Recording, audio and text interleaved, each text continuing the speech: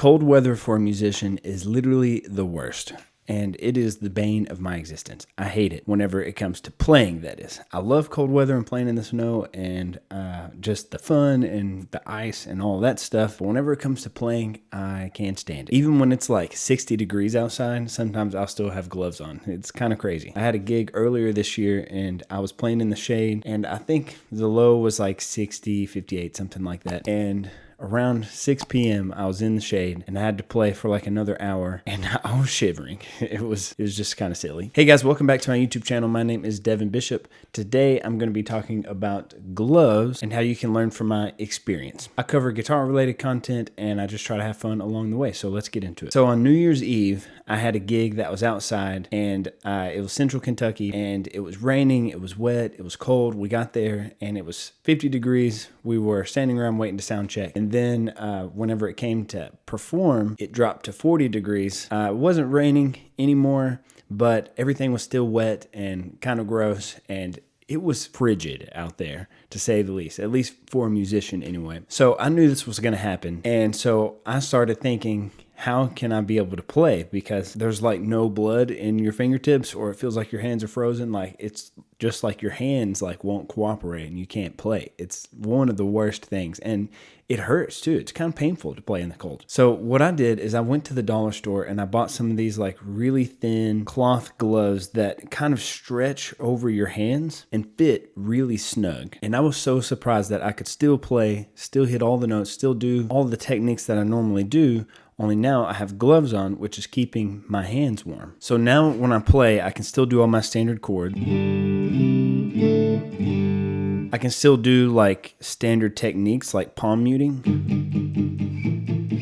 There are a couple things that you want to be aware of though. So I use these Jazz 3 picks, and the red ones are really slick. Black ones are the max grip, okay? I played one song with the red one and I dropped the pick because it's just like so slippery, you can't keep it in the same spot. And even with the black one, the downside to using gloves is it's kind of hard for this to stick. The max grip helps, but it's hard to get just kind of like the right feel for the pick, like when you're playing. And you can see like the other downside is just the nature of gloves and wearing gloves and the cloth and the little frayed bits. You're going to get little pieces of cloth on your strings and in between the frets and stuff, and some fuzz underneath the strings over here. I don't think this is in any way going to damage your guitar. It's just something that you want to clean up after. And then when you're playing chords, sometimes you are going to get a couple of muted notes, but they're far and few in between. Especially if you know that going in, you can kind of adjust your hands to be